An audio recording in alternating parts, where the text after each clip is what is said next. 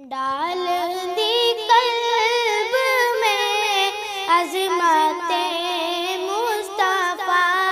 سیدی اعلی حضرت پہ لاکھوں سلام۔ السلام علیکم ورحمۃ اللہ تعالی وبرکاتہ۔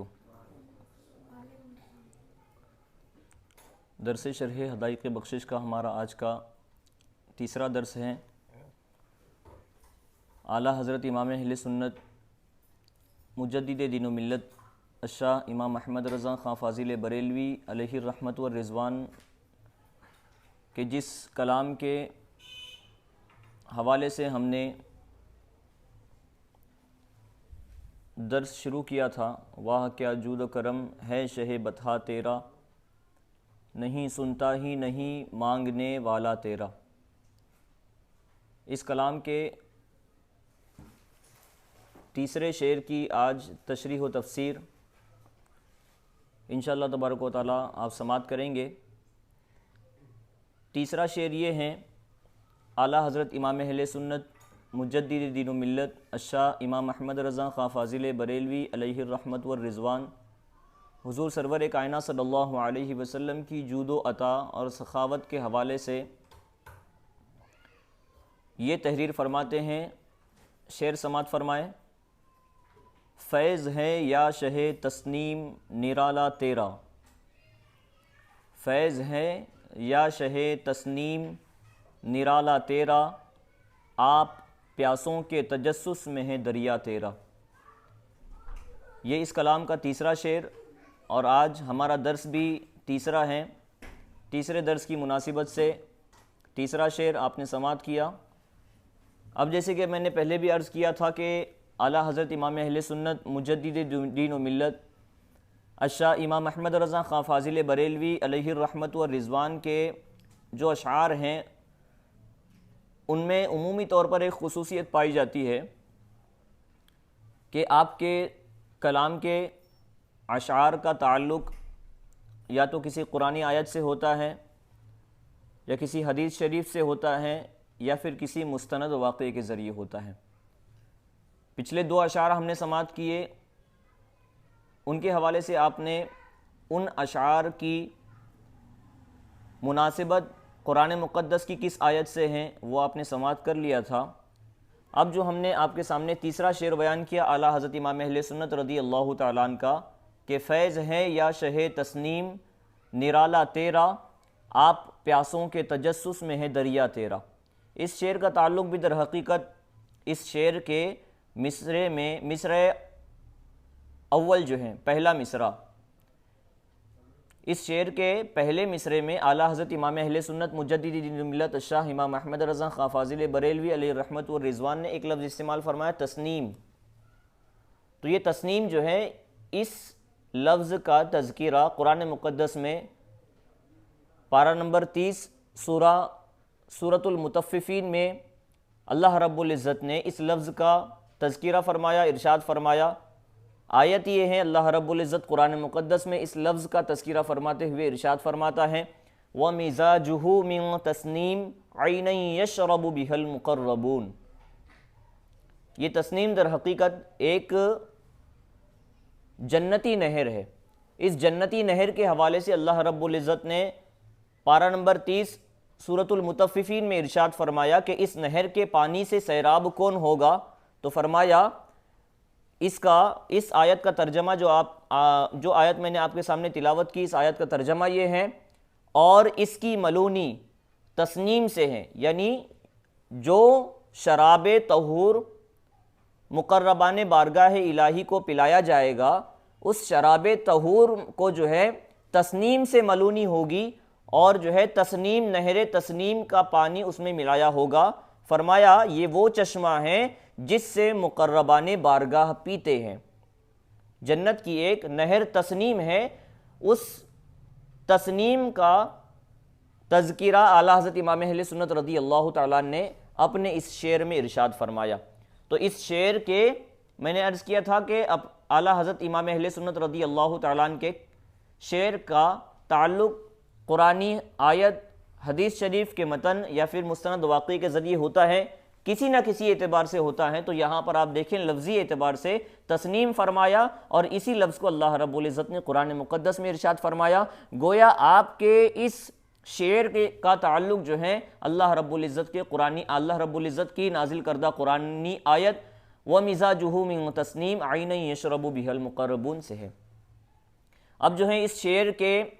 جو الفاظ ہیں اس کا معنی سمجھتے ہیں۔ اس شعر میں جو مشکل الفاظ ہیں اس کو سمجھتے ہیں۔ اس میں پہلا مصرع اعلیٰ حضرت رضی اللہ تعالیٰ عنہ فرماتے ہیں، فیض ہے یا شہ تسنیم نرالا تیرا۔ اس میں کچھ چیزیں سمجھنے کی ہیں، جن الفاظ کا معنی سمجھنا ہے وہ سمجھ لیں۔ فیض کا معنی ہوتا ہے سخاوت، فیض کا معنی سخاوت بھی ہوتا ہے، فائدہ بھی ہوتا ہے، نفع بھی ہوتا ہے۔ اسی طرح جو ہے شہ تسنیم مضاف مضاف الیہ، یعنی تسنیم کے مالک، تسنیم کے بادشاہ۔ شہ جو ہے در حقیقت شاہ ہے، جیسے کہ آپ نے پہلے بھی سماعت کیا تھا، واہ کیا جود و کرم ہے شہ بطحا تیرا۔ اس شعر کی جب آپ نے تشریح سماعت کی تھی اس وقت بھی آپ نے اس شہ کے حوالے سے یہ سماعت کیا تھا کہ شہ در حقیقت شاہ ہے، اس کو ضرورت شعری کے تحت جو ہے شہ لکھا گیا ہے۔ شہ کا معنی ہوتا ہے بادشاہ، مالک۔ تسنیم در حقیقت ایک نہر کا نام ہے جو جنت میں اللہ رب العزت نے پیدا فرمائی ہے۔ اس نہر تسنیم کی کیفیت کیا ہے؟ اللہ رب العزت نے اس کو کس خصوصیت کے ساتھ پیدا فرمایا، کس خصوصیت کے ساتھ اللہ رب العزت نے اس کی تخلیق فرمائی؟ تو فرمایا گیا ہے کہ حدیث شریف میں ہے یہ نہر تسنیم جو جنت میں اللہ رب العزت نے بنائی ہے، اس کی کیفیت یہ ہے کہ جنت کی جو نہر ہے اس کی لمبائی اگر ناپ لی جائے تو بتانے کے لیے اس کی لمبائی یہ ہے، فرمایا گیا 1 مہینے کا فاصلے کے برابر محض اس کی لمبائی ہے۔ یعنی کوئی انسان 1 مہینے مسلسل سفر کرتا رہے اور 1 مہینے کے مسلسل سفر میں وہ جتنی مسافت طے کر لے گا اس مسافت کی مقدار میں محض اس نہر تسنیم کی جو ہے لمبائی ہے۔ یہ حدیث شریف میں ارشاد فرمایا گیا ہے، یہ جنتی نہر تسنیم کی لمبائی، نہر تسنیم کی جو ہے لمبائی ہوئی۔ اب جو ہے اس کے پانی کے حوالے سے فرمایا گیا کہ اس کا پانی جو ہے یہ دودھ سے بھی زیادہ سفید ہے۔ اس نہر تسنیم کا پانی دودھ سے بھی زیادہ سفید ہے اور شہد سے بھی زیادہ میٹھا ہے۔ فرمایا گیا برف سے زیادہ ٹھنڈا ہے اور مشک سے زیادہ خوشبودار ہے اس نہر تسنیم کا پانی۔ فرمایا گیا اس کے کناروں پر مقربان بارگاہ الہی کو جو ہے اس نہر تسنیم سے جام پینے کے لیے اللہ رب العزت نے اس نہر تسنیم کے کناروں پر ایسے کٹورے رکھے ہیں۔ اللہ رب العزت نے ایسے کٹوروں کو نصب فرمایا ہے جن کٹوروں کی کیفیت یہ ہے کہ فرمایا گیا ان کی چمک جو ہے آسمان کے ستاروں کی طرح ہے، ان کی چمک آسمان کی ستاروں کی طرح ہے، اور ان کی تعداد جو ہے آسمانی کہکشاں میں جتنے ستارے اللہ رب العزت نے پیدا فرمائے ہیں ان ستاروں کی تعداد سے بھی زیادہ کٹورے اللہ رب العزت نے ان نہر کے جو ہے اس نہر کے کناروں پر اللہ رب العزت نے نصب فرما رکھے ہیں۔ فرمایا گیا یہ پانی کی خصوصیت آپ نے کیفیت تو دیکھ لی، لیکن خصوصیت یہ ہے، حدیث شریف میں فرمایا گیا کہ نہر تسنیم کے پانی کی خصوصیت یہ ہے کہ جو بندہ 1 مرتبہ اس نہر تسنیم کا جام پی لے گا تو فرمایا گیا پھر جو ہے اس کو کبھی بھی اس کو پیاس محسوس نہیں ہوگی اور کبھی بھی جو ہے وہ پیاس کا احساس نہیں کرے گا۔ اس کتاب میں فرمایا گیا کہ خصوصی طور پر صحابہ کرام رضوان اللہ تعالی علیہم اجمعین اور بالخصوص صحابہ کرام رضوان اللہ تعالی علیہم اجمعین میں جو خلفائے راشدین حضرت ابوبکر صدیق رضی اللہ تعالیٰ عنہ، حضرت عمر فاروق رضی اللہ تعالیٰ عنہ، حضرت عثمان غنی رضی اللہ تعالیٰ عنہ اور حضرت علی کرم اللہ تعالی وجہہ الکریم سے جو خصوصی طور پر محبت رکھے گا، فرمایا گیا وہ لوگ جو ہیں اس نہر تسنیم سے سیراب ہوں گے۔ یہ ان کے لیے اللہ رب العزت نے خصوصیت کے ساتھ اس کی تخلیق فرمائی ہے۔ تو فرمایا گیا کہ تسنیم آپ نے سن لیے تسنیم کا معنی کیا ہے، اور تسنیم لفظ جو ہے کس چیز کا نام ہے؟ نہر ہے، ایک جنتی نہر ہے۔ یہ نہر کی لمبائی کتنی ہے، اس کی کیفیت کیا ہے، اس کے پانی کی کیفیت کیا ہے؟ پانی کو جو ہے نوش کرنے کے لیے اللہ رب العزت نے جو کٹورے نصب فرمائے ہیں ان کٹوروں کی کیفیت کیا ہے، اور جو ہے وہ کس طور پر اللہ رب العزت نے ان کی تخلیق فرمائی ہیں، یہ تمام چیزیں آپ نے جان لیے۔ اب جو ہے اسی مصرع اولا میں پہلے مصرع میں ایک اور لفظ استعمال فرمایا گیا، نرالا۔ نرالا لفظ استعمال فرمایا گیا کہ فیض ہے یا شہ تسنیم نرالا تیرا۔ نرالا کا مطلب کیا ہوتا ہے؟ انوکھا، نایاب، بہت کم پایا جانے والا، نرالا یعنی انہوکھا۔ اب دوسرا لفظ، دوسرا مصرع، اس کے جو کٹھن الفاظ ہیں اس کو سمجھ لیں۔ فرمایا گیا آپ پیاسوں کے تجسس میں ہیں دریا تیرا۔ آپ کا معنی آپ سمجھتے ہیں، اور پیاس سے مطلب پیاسوں یعنی وہ لوگ جو پیاسے ہوتے ہیں، تشنگی جن میں ہوتی ہے، جن کو پیاس کا احساس ہوتا ہے۔ یہاں پر حقیقی معنوں میں پیاس نہیں، یہاں پر جو ہے حضور اکرم صلی اللہ علیہ وسلم کی بارگاہ سے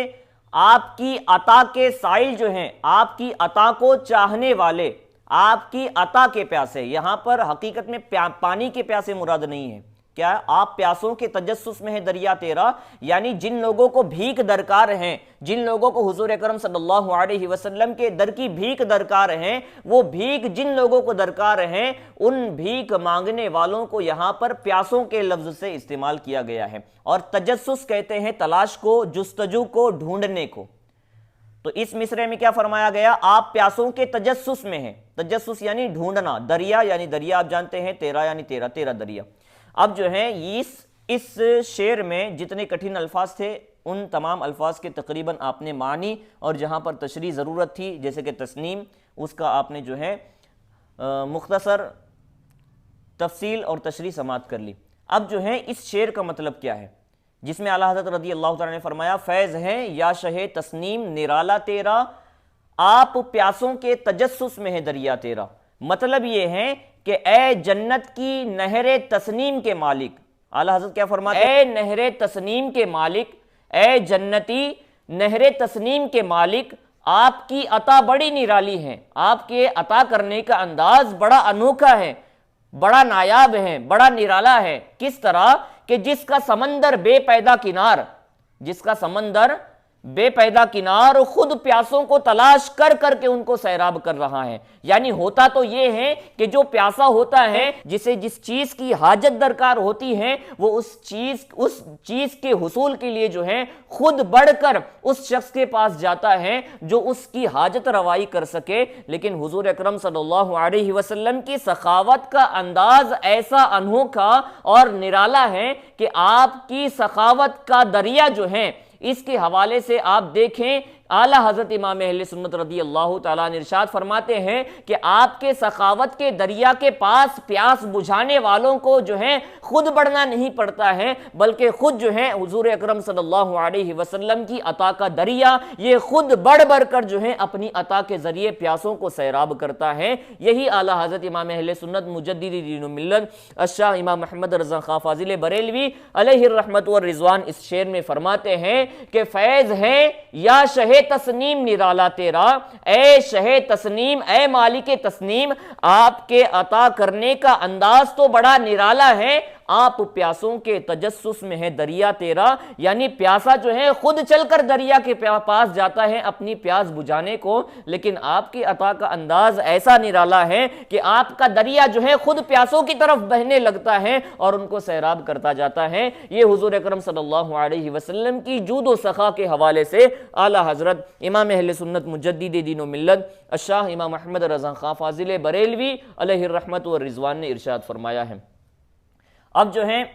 ہم کچھ واقعات اس شعر سے متعلق حضور اکرم صلی اللہ علیہ وسلم کی جود و سخا کے حوالے کے سامنے کچھ چیزیں بیان کرنے کی سعادت حاصل کروں گا۔ آپ دیکھیں، عطا کرنے والا اگر کسی کو عطا کرتا ہے تو کسے عطا کرتا ہے؟ یا تو اپنے رشتہ داروں کو، یا اپنے پڑوسیوں کو، اپنے اہل خانہ کو، اپنے اہل علاقہ کو، اپنے دوستوں کو۔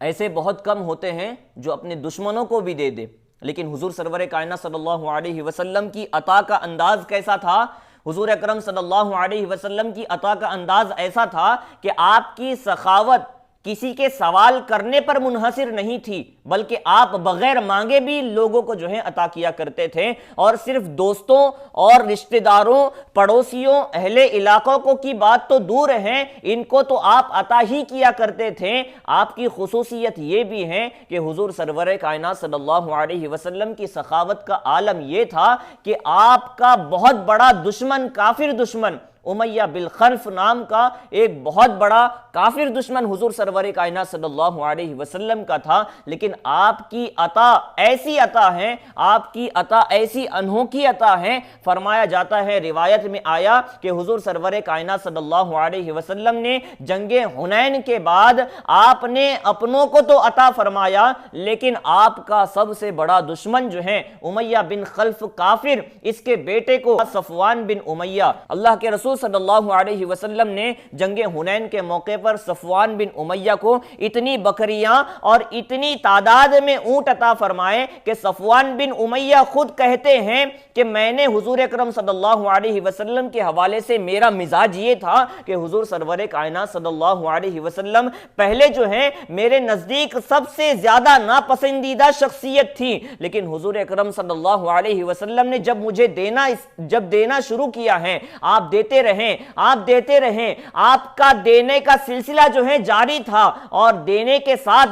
جو ہے جب آپ تسلسل کے ساتھ عطا کیے جا رہے تھے تو حتیٰ کہ آپ نے مجھے اتنا عطا کیا کہ آپ کے عطا کرنے کے ذریعے پہلے کی بنسبت دیکھا جائے تو پہلے میرے حال یہ تھا کہ میرے دل میں حضور اکرم صلی اللہ علیہ وسلم کی بغض و عداوت سب سے زیادہ تھی، لیکن عطا کا نرالا انداز ایسا تھا کہ عطا کرنے کے بعد حضور اکرم صلی اللہ علیہ وسلم کی ذات اور آپ کی شخصیت تمام جہان میں میرے نزدیک سب سے زیادہ محبوب ترین ہو گئی۔ یہ خود فرماتے ہیں صفوان بن امیہ، ابھی انہوں نے ایمان نہیں لایا، یہ امیہ بن خلف کے کافر کے بیٹے، حضور اکرم صلی اللہ علیہ وسلم کے سخت ترین دشمن کے بیٹے، غیروں سے کیسا سلوک ہے، غیروں کے ساتھ کیسے عطا کا انداز ہے، آپ نے ایسی بکریاں، اتنی تعداد میں بکریاں اور اتنی اونٹ عطا فرمائے صفوان بن امیہ کو کہ خود فرماتے ہیں کہ دو پہاڑوں کے بیچ میں جو جگہ ہوتی ہیں وہ تمام کے تمام بھر گئی، اور وہ تمام جگہ میں جتنی بکریاں اور اونٹ تھی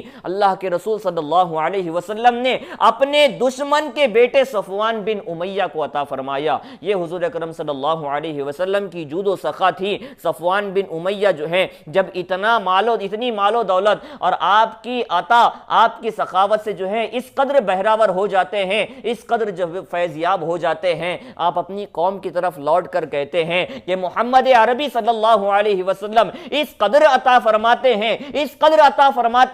کہ اس کے بعد جو ہے محتاجی اور فقیری کی کوئی صورت ہی باقی نہیں رہتی۔ یہ حضور اکرم صلی اللہ علیہ وسلم کی شان عطا ہیں۔ یہ تو حضور اکرم صلی اللہ علیہ وسلم کا ایک واقعہ میں نے آپ کے سامنے بیان کیا، اس سے پہلے چند واقعات سماعت کیے آپ نے، لیکن یہ واقعات آپ نے سماعت کیے اس حوالے سے آپ دیکھیں، یہ واقعات جو ہیں حضور اکرم صلی اللہ علیہ وسلم کے اس دار فانی سے ظاہری طور پر پردہ فرمانے سے پہلے کے تھے، لیکن حضور اکرم صلی اللہ علیہ وسلم کی عطا کا انداز اور آپ کو اللہ رب العزت نے جو شان عطا فرمائی ہیں، یہ صرف یہیں تک محدود نہیں تھی کہ جب آپ اس دنیا میں ظاہری طور پر یہاں پر تشریف فرما تھے اس وقت تک کہ جو ہے آپ عطا کیا کرتے تھے، ایسا نہیں تھا۔ جبکہ روایات کا جائزہ لیا جائے، حضور سرور کائنات صلی اللہ علیہ وسلم کی جب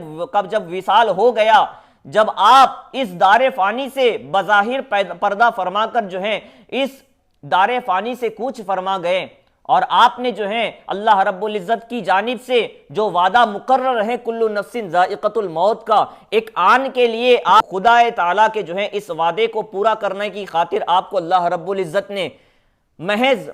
جو ہے ایک آن کے لیے موت عطا فرمائی، اس کے بعد جو ہے دوبارہ حضور اکرم صلی اللہ علیہ وسلم کی زندگی آج بھی اسی طرح جاویدانی ہے جس طرح حضور اکرم صلی اللہ علیہ وسلم کی پہلے زندگی تھی، یعنی آپ اسی طرح باحیات ہیں جس طرح آپ پہلے ہوا کرتے تھے۔ فرق صرف اتنا ہے کہ پہلے جو ہے ہم اپنی آنکھوں سے حضور اکرم صلی اللہ علیہ وسلم کا ظاہری طور پر نظارہ کر سکتے تھے، لیکن آج جو ہے ہم اپنی آنکھوں کے ذریعے حضور اکرم صلی اللہ علیہ وسلم کا نظارہ تو نہیں کر سکتے، لیکن اگر وہ بھی جو ہے کسی کو عطا کر دیں تو یہ حضور اکرم صلی اللہ علیہ وسلم کی عطا سے بعید نہیں ہے۔ تو حضور اکرم صلی اللہ علیہ وسلم کی ذات آج بھی اسی طرح باحیات ہیں۔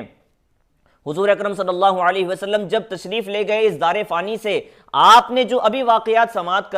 فرمائے جو ہیں، یہ تمام واقعات آپ کی بظاہر جو زندگی تھی اس زندگی سے متعلق تھی۔ اب آئیں حضور اکرم صلی اللہ علیہ وسلم جب اس دار فانی سے کوچ فرماتے ہیں، اس کے بعد کے کچھ جو ہے چند واقعات سماعت کرتے ہیں اور دیکھتے ہیں کہ اللہ رب العزت نے کیسی شان عطا فرمائی کہ جیتے جاگتے جب ظاہری طور پر آپ یہاں پر تشریف فرما تھے اس وقت تو آپ نے عطا کیا ہی، لیکن ایسا نہیں ہے کہ آپ کے یہاں سے تشریف لینے کے بعد آپ کے سخاوت اور آپ کی عطا کا دروازہ بند کیا گیا ہے۔ اللہ رب العزت قرآن مقدس میں ارشاد فرماتا ہے وَلَوْ أَنَّهُمْ إِذْ ظَلَمُوا أَنفُسَهُمْ جَاءُوكَ فَاسْتَغْفَرُوا اللَّهَ وَاسْتَغْفَرَ لَهُمُ الرَّسُولُ لَوَجَدُوا اللَّهَ تَوَّابًا رَحِيمًا۔ اگر بندے اپنی جانوں پر ظلم کر بیٹھیں، ترجمہ کیا ہے؟ اگر بندے اپنی جانوں پر ظلم کر بیٹھے، گناہ اور معصیت کی وجہ سے، اپنے گناہ اور معصیت کی وجہ سے بندے اگر اپنی جانوں پر ظلم کر بیٹھیں تو اب کیا کرنا ہے؟ وَلَوْ أَنَّهُمْ إِذْ ظَلَمُوا أَنفُسَهُمْ جَاءُوكَ،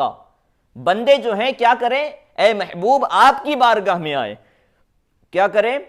محبوب کی بارگاہ میں آئے۔ وَلَوْ أَنَّهُمْ إِذْ ظَلَمُوا أَنفُسَهُمْ جَاءُوكَ، آپ کی بارگاہ میں آئے اور کریں کیا؟ آپ کی بارگاہ میں آ کر میرے جو ہے بارگاہ میں توبہ پیش کریں اور مجھ سے جو ہے توبہ کریں، حضور کی بارگاہ میں آئیں، آپ کے قدموں میں آئیں اور معافی اللہ رب العزت سے طلب کریں، اور حضور اکرم صلی اللہ علیہ وسلم خود بھی جو ہے اس کی سفارش اللہ رب العزت کی بارگاہ میں کریں۔ اللہ رب العزت نے شان عطا ایسی فرمائی ہے اور وسیلہ ہمیں ایسا عطا فرمایا ہے کہ جانوں پر اپنے ظلم کر لیا ہے، اگر میرے حبیب کی بارگاہ میں آ جائے، اللہ رب العزت وعدہ فرماتا ہے، تاکید کے ساتھ فرماتا ہے لَوَجَدُ اللَّهَ تَوَّابًا رَحِيمًا، کہ ضرور بھی ضرور اللہ رب العزت کو بہت زیادہ توبہ اور مہربان وہ بندے پائیں گے۔ تو حضور اکرم صلی اللہ علیہ وسلم کے حوالے سے جو یہ آیت اللہ رب العزت نے نازل فرمائی، تو جب جو ہے لوگ اپنی جانوں پر ظلم کر بیٹھتے تو لوگ جو ہے اللہ کے رسول صلی اللہ علیہ وسلم کی بارگاہ میں حاضر آتے، اللہ رب العزت اللہ کے رسول صلی اللہ علیہ وسلم کو گواہ بناتے ہوئے اللہ رب العزت کی بارگاہ میں توبہ کرتے، اللہ کے رسول صلی اللہ علیہ وسلم خود ان کے لیے اللہ کی بارگاہ میں سفارش کرتے، ان کی دعاؤں کو جو ہے قبول کر لیا جاتا، ان کے توبہ کو قبول کر لیا جاتا۔ آپ جب ظاہری طور پر یہاں سے جو ہے پردہ فرما گئے، آپ کے جو ہے روضہ اقدس جب تیار کیا گیا، حضور اکرم صلی اللہ علیہ وسلم کے پاس جو ہے آپ کے روضہ اقدس کے پاس، آپ کے قبر انور کے پاس ایک اعرابی آپ کی وفات کے بعد آتا ہے۔ آپ کی وفات کے بعد آنے کے بعد جو ہے آپ کے روضہ اقدس کی مٹی اٹھاتا ہے، اپنے سر پر ڈالنے لگتا ہے، آہو بکا کرنے لگتا ہے، رونے لگتا ہے، عرض کرنے لگتا ہے کہ یا رسول اللہ صلی اللہ تعالی علیہ وسلم، آپ نے جو فرمایا ہے ہم نے سنا ہے، اللہ رب العزت نے جو آیت نازل فرمائی ہے وَلَوْ أَنَّهُمْ إِذْ ظَلَمُوا أَنفُسَهُمْ جَاءُوكَ فَاسْتَغْفَرُوا اللَّهَ وَاسْتَغْفَرَ لَهُمُ الرَّسُولُ لَوَجَدُوا اللَّهَ تَوَّابًا رَحِيمًا۔ ہم نے اس کو سن لیا ہے،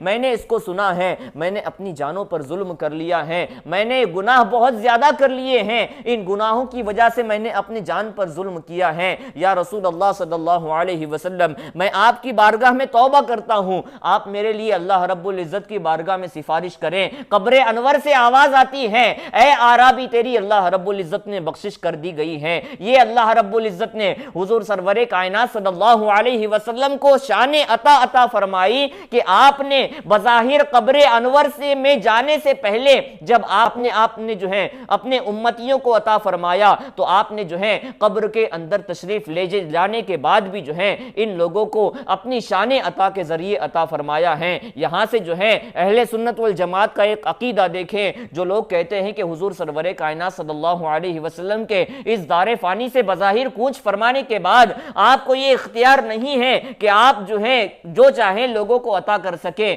آپ جو اس چیز کا غور کریں کہ اگر بندے کو مغفرت مل جائے تو مغفرت ملنے سے بڑی نعمت کون سی ہے بندے کے لیے؟ اللہ رب العزت کی بارگاہ میں گناہوں سے بخشش مل جائے، اور گناہوں سے بخشش کا نتیجہ یہی ہوتا ہے کہ بندے کو جنت ملنی ہے، تو مغفرت سے بڑھ کر نعمت بندے کے لیے کیا ہو سکتی ہے؟ تو اللہ کے رسول صلی اللہ علیہ وسلم نے یہاں پر جو ہے قبر انور سے ان کو یہ عطا فرمایا کہ یہ مزدہ عطا فرمایا کہ اے اعرابی اللہ رب العزت نے تیری بخشش فرما دی ہے۔ اور ایک واقعہ سماعت فرمائیں، حضور سرور کائنات صلی اللہ علیہ وسلم کا اس دار فانی سے کوچ فرمانے کے بعد جو ہیں ایک اور واقعہ سماعت فرمائیں۔ حضرت علامہ سعد الدین تفتازانی شافعی رحمۃ اللہ تعالی علیہ کا واقعہ ہے۔ حضرت علامہ سعد الدین تفتازانی شافعی رحمۃ اللہ تعالی علیہ ایک بہت بڑے بزرگ گزرے ہیں، ان کا واقعہ ہے۔ جب یہ مدرسہ پڑھا کرتے تھے، مدرسے میں طالب علم تھے، جب یہ نہایت ہی کن ذہن تھے، ان کا پڑھائی میں ذہن اتنا کام نہیں کرتا تھا جتنا دوسرے بچوں کا کیا کرتے تھے۔ یہ کئی مرتبہ پڑھا کرتے تھے اپنے سبق کو، لیکن سبق میں کیا مصنف اس سبق میں کیا سمجھانا چاہ رہے ہیں، یہ جو ہے اپنے ذہن کے ذریعے اس کو سمجھ نہیں پایا کرتے تھے۔ آپ بے پناہ جو ہے بے حساب محنت کیا کرتے تھے، لگن سے محنت کیا کرتے تھے، لیکن نتیجہ کوئی خاطر خواہ نہیں ہوتا۔ آپ جو ہے اسباق کو صحیح طور پر نہ سمجھ پاتے تھے، نہ یاد کیا کرتے تھے۔ آپ کے جو ہم جماعت تھے، آپ کے جو ساتھی تھے، وہ آپ کے کن ذہن ہونے کی وجہ سے کلاس میں جو ہے اور درسگاہ میں آپ کا مذاق اڑایا کرتے تھے۔ اس وقت جو ہے قاضی عز الدین جو ہیں یہ ان کے استاد تھے، حضرت سعد الدین تفتازانی شافعی رحمۃ اللہ تعالی علیہ کے۔ آپ جو ہیں مسلسل اس طرح محنت کرتے ہوتے ہیں، ایک مرتبہ آپ کو خواب میں آپ دیکھتے ہیں، جب آپ سو جاتے ہیں خواب آتا ہے، خواب میں دیکھتے ہیں کہ ایک شخص جو ہے وہ آتا ہے، عرض کرتا ہے کہ اے سعد چلو جو ہے میرے ساتھ باغ میں چلو۔ حضرت سعد الدین تفتازانی شافعی رحمۃ اللہ تعالی فرماتے ہیں کہ میں پڑھائی کے لیے پیدا کیا گیا ہوں، میں علم حاصل کرنے کے لیے پیدا کیا گیا ہوں، اللہ رب العزت کی معرفت حاصل کرنے کے لیے پیدا کیا گیا ہوں۔ میرے یہاں آنے کا مقصد یہ ہے کہ میں علم حاصل کر سکوں، میرے یہاں آنے کا مقصد یہ نہیں ہے کہ میں باغات میں سیر و تفریح کرتا پھروں۔ جو ہے حضرت سعد الدین تفتازانی شافعی رحمۃ اللہ تعالی علیہ جب یہ بات جو ہے اس شخص کو کہتے ہیں، وہ شخص چلے جاتے ہیں، دوبارہ وہ شخص آتے ہیں، اس طرح متعدد بار آنا ہوتا ہے۔ حضرت سعد الدین تفتازانی شافعی رحمۃ اللہ تعالی علیہ ہر مرتبہ یہی کہتے ہیں کہ میں پڑھائی کے لیے پیدا کیا گیا، میں معرفت الہی کے لیے پیدا کیا گیا۔ حضرت سعد الدین تفتازانی شافعی رحمۃ اللہ تعالی علیہ کے پاس جب جو وہ شخص آخری مرتبہ آتا ہے اور فرماتا ہے کہ اے سعد چلو حضور سرور کائنات صلی اللہ علیہ وسلم آپ کو بلا رہے ہیں، حضور اکرم صلی اللہ علیہ وسلم نے آپ کو یاد فرمایا ہے۔ حضرت سعد الدین تفتازانی شافعی رحمۃ اللہ تعالی علیہ بغیر چپل کے اپنے اسی حال میں جو ہے دوڑتے ہوئے اس شخص کے پاس چلے جاتے ہیں، جا کر دیکھتے ہیں میدان میں کچھ درخت ہیں، ان درخت کے پاس جو ہے حضور سرور کائنات صلی اللہ علیہ وسلم، صحابہ کرام رضوان اللہ تعالی علیہم اجمعین کی ایک جماعت کے ساتھ آپ وہاں پر تشریف فرما ہیں۔ حضور اکرم صلی اللہ علیہ وسلم حضرت سعد الدین تفتازانی شافعی رحمۃ اللہ تعالی علیہ جب وہاں پر حاضر آتے ہیں، حضور صلی اللہ علیہ وسلم فرماتے ہیں اے سعد تم نے آنے میں اتنی تاخیر کیوں کی؟ حضرت سعد الدین فرماتے ہیں یا رسول اللہ صلی اللہ علیہ وسلم میں بھی آپ پر قربان، میرے ماں باپ بھی آپ پر قربان، مجھے نہیں معلوم تھا کہ یا رسول اللہ صلی اللہ علیہ وسلم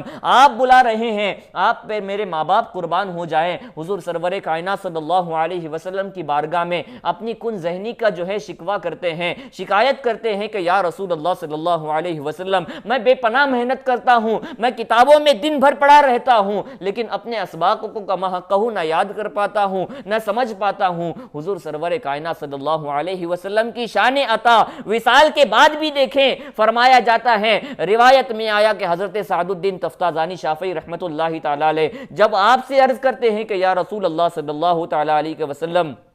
میں بے پناہ کن ذہن کا آدمی ہوں، میں اپنے سبق کو یاد نہیں کر پاتا، اپنے سبق کو سمجھ نہیں پاتا ہوں، حضور سرور کائنات صلی اللہ علیہ وسلم ارشاد فرماتے ہیں اے سعد اپنے منہ کو کھول لو،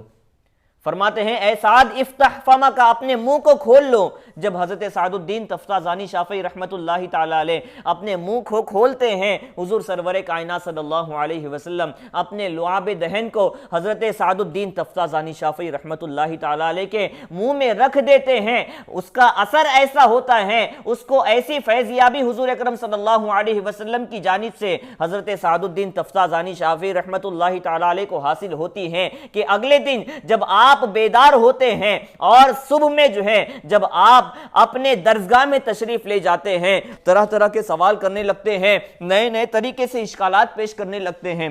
آپ کے ساتھیوں کو یوں محسوس ہوتا ہے کہ یہ روز کی طرح سے ایسے سوالات کر رہے ہیں جن سوالات کا نہ کوئی سر ہے نہ کوئی پیر ہے، لیکن آپ کے استاد حضرت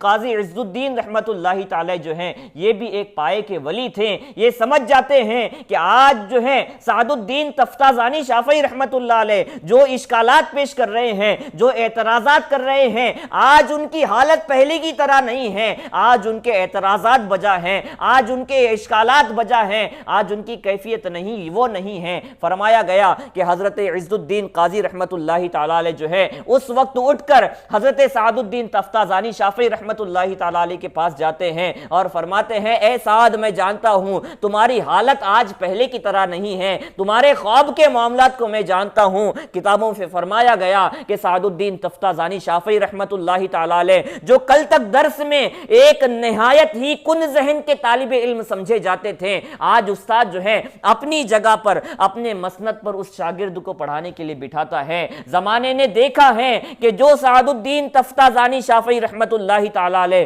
اپنے کلاس میں، اپنی جماعت میں، اپنے درسگاہ میں سب سے زیادہ کنز ذہن تھے، آج جو ہے وہ وقت کے امام مانے جا رہے ہیں، قرآن و حدیث کے امام مانے جا رہے ہیں، حتیٰ آپ کو اللہ رب العزت نے علم میں ایسا ذہن عطا فرمایا، آپ کو اللہ کے رسول صلی اللہ علیہ وسلم نے اپنی عطا سے اللہ رب العزت کی دی ہوئی سخاوت کے ذریعے ایسا ذہن عطا فرمایا کہ آپ نے جو ہے علم منطق کے حوالے سے اگر آپ کی کتابوں کا جائزہ لیا جائے تو آپ نے اپنے صرف بیٹے کے لیے مکمل علم منطق کو جو ہے صرف 5 صفحات میں مکمل گھیر لیا۔ علم منطق کی کتاب کو جا کر دیکھ لیں، ضخیم کتابیں موجود ہیں، لیکن جب پورے فن کو حضرت سعد الدین تفتازانی شافعی رحمت اللہ تعالی علیہ تحریر فرماتے ہیں، ایسی جامع تحریر فرماتے ہیں کہ پورے فن کو محض 5 صفحات میں آپ مکمل تحریر فرما لیتے ہیں۔ ایسا ذہن اللہ کے رسول صلی اللہ علیہ وسلم کی بارگاہ سے عطا ہوا، یہ ہے ظاہری طور پر وصال فرمانے کے بعد حضور اکرم صلی اللہ علیہ وسلم کی عطا، اور خود بڑھتے ہیں سعد الدین تفتازانی شافعی رحمت اللہ تعالی علیہ کو خود بڑھ کر جو ہے یہ عطا نوازتے ہیں۔ تو اسی لیے فرمایا گیا اعلیٰ حضرت امام اہل سنت مجدد دین و ملت الشاہ امام محمد رضا خان فاضل بریلوی علیہ الرحمت والرضوان نے کہ فیض ہیں یا شہ تسنیم نرالا تیرا، آپ پیاسوں کے تجسس میں ہے دریا تیرا، آپ کی عطا کا دریا ایسا ہے کہ پیاسوں کو نہیں آنا پڑتا، خود دریا بڑھتا ہے اور عطا کرتا چلا جاتا ہے۔ یہ حضور اکرم صلی اللہ علیہ وسلم کی شان عطا ہے۔ اس کے علاوہ اور بھی بہت سارے واقعات ہیں، زندگیاں ختم ہوئی اور قلم ٹوٹ گئے، تیرے اوصاف کا ایک باب بھی پورا نہ ہوا۔ یہ جو کچھ بیان ہوا یہ آغاز باب تھا، اب جو ہے بہت کچھ باقی ہیں۔ آئندہ جو ہے جب بھی وقت ملے اور درس جب بھی دیا جائے گا انشاءاللہ تبارک و تعالی، اس میں حضور اکرم صلی اللہ علیہ وسلم کے حوالے سے اعلیٰ حضرت امام اہل سنت مجدد دین و ملت شاہ امام محمد رضا خان فاضل بریلوی علیہ الرحمت و رضوان نے آپ کی تعریف و توصیف میں نظم کے اندر جو اشعار، نظم کے اندر جو آپ کی تعریفیں فرمائی ہیں، انشاءاللہ تبارک و تعالی ان تمام اشعار کو تشریح و تفسیر کے ساتھ، معانی اور الفاظ و معانی کے ساتھ، ان اشعار کے پس منظر جو واقعات ہیں، قرآنی آیت جو ہیں، احادیث ہیں، اس سے متعلق جو مستند واقعات ہیں انشاءاللہ تبارک و تعالی وقتاً فوقتاً بیان کیے جائیں گے۔ وصلی اللہ تعالی علی خیر خلقہ ونور عرشہ محمد وعلی آلہ واصحابہ اجمعین برحمتک یا ارحم الراحمین والحمد للہ رب العالمین۔ السلام علیکم ورحمۃ اللہ وبرکاتہ۔ غوث و خواجہ